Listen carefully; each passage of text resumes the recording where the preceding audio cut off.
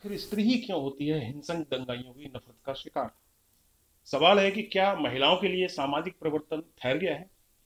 क्या इसी तरह महिलाएं अपमानित, लांछित और प्रताड़ित की जाती रहेंगी? मणिपुर में महिलाओं पर हुई हिंसा के खिलाफ शुक्रवार 21 जुलाई को दिल्ली के जंतर मंतर पर सिविल सोसाइटीज ने बड़ा प्रदर्शन किया, जिसमें भारी भीड़ देखने को मिली। और इसके अलावा काफी जगहों पर हुआ, दंगे हों, गृह युद्ध हो, नस्ली हिंसा हो, धार्मिक संघर्ष हो या किसी भी तरह का संतोष, अंततः उसकी कीमत चुकाती है स्त्री। मणिपुर 3 मई से जल रहा है, लेकिन भारत सरकार, प्रधानमंत्री, मणिपुर सरकार, मणिपुर के मुख्यमंत्री और भारत की महिला बाल विकास मंत्री की चुप्पी तभी टूटी जब दो महिलाओं को निर्वस्त्र कर उन्हें सार्वजनिक रूप से अपमानित किया गया। याद रखिए, 15 जुलाई 2004 को असम राइफल्स के मुख्यालय के सामने मणिपुर की 12 महिलाओं ने मनोरमा थांगजन नाम की महिला के बलात्कार के बाद में की गई हत्या के विरोध में नग्न प्रदर्शन किया था। और अभी 15 अप्रैल 2023 को, यानी करीब 19 वर्ष बाद, उन्हीं मैतेई माताओं ने इस घटना की याद में एक समारोह आयोजित किया। वीडियो में जो दो महिलाएं हैं वे अल्पसंख्यक कुकी आदिवासी समुदाय की बताई जा रही हैं। यदि मैतेई माताएं, जो इस वर्ष भी मनोरमा के लिए मार्मिक प्रदर्शन कर चुकी हैं, इन कुकी महिलाओं के लिए भी सामने आती हैं, तो यकीनन मणिपुर में शांति बहाल की उम्मीदें एकदम से बढ़ जाएंगी। मणिपुर के सामाजिक परिवेश में महिलाओं की बातों का वजन है। आज मुख्यमंत्री कह रहे हैं कि इन दोनों महिलाओं के साथ दुर्व्यवहार करने वालों को मृत्युदंड दिलाने की कोशिश की जाएगी। इस तरह के बयान सिर्फ मुख्य समस्या से ध्यान बांटने का प्रयास भर हैं। भाजपा द्वारा शासित प्रदेशों में न्याय की मूल अवधारणा को भुला दिया गया है और यहां सिर्फ त्वरित दंड का रिवाज बन गया है और बुलडोजर उसका प्रतीक। इससे दहशत फैलती है, लेकिन यह न्याय दिलाने के राज्य के दायित्व के एकदम विपरीत है। भारतीय संविधान स्पष्ट तौर पर इस तथ्य पर प्रकाश डालता है कि राज्य सरकार कभी भी बदले की भावना से काम नहीं कर सकती। लेकिन यहां पर क्या हो रहा है, हमें यह स्पष्ट तौर पर समझ लेना होगा।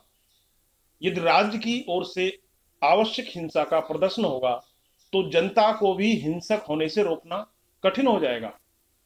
लगातार होती हिंसा अंततः शासक और शासन दोनों की घनघोर असफलता का प्रदर्शन है।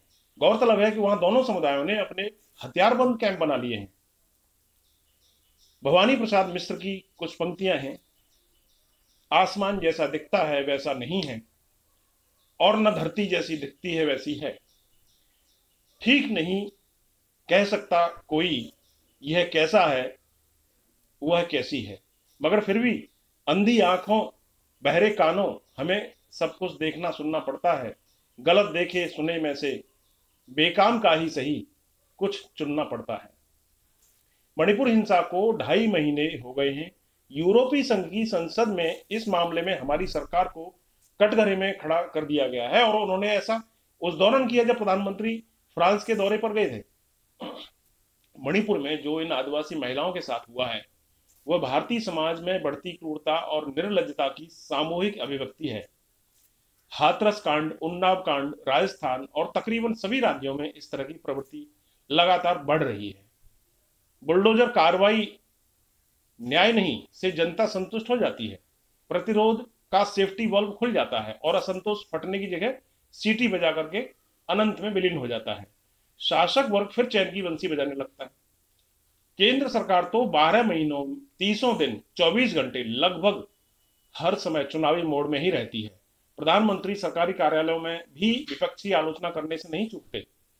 प्रधानमंत्री नागरिकों के लिए समान नागरिक संहिता को लेकर तो मुखर हैं, लेकिन इन्हीं राज्य में नीति निर्देशक तत्व के अंतर्गत कंडिका 46 में जो अनुसूचित जातियों और जनजातियों और अन्य दुर्बल वर्गों को लेकर के जो अपेक्षाएं की गई हैं, उससे आंख क्यों चुरा रहे हैं?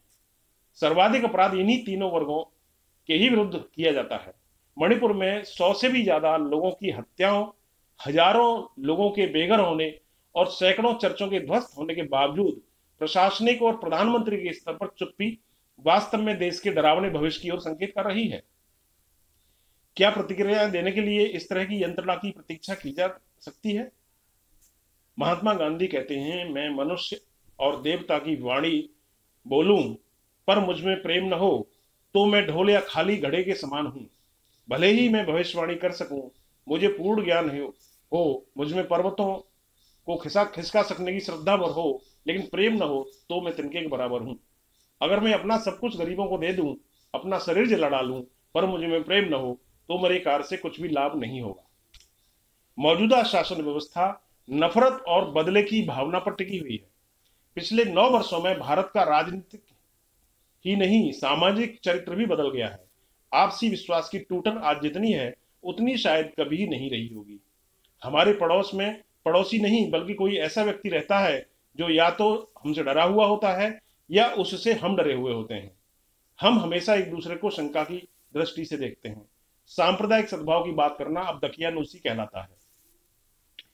बिल्किस बानो बलात्कार मामले में दोषियों की रिहाई और हार पहनाकर उनका सत्कार किया जा रहा है, और हालत किस कदर खराब हो चुके हैं।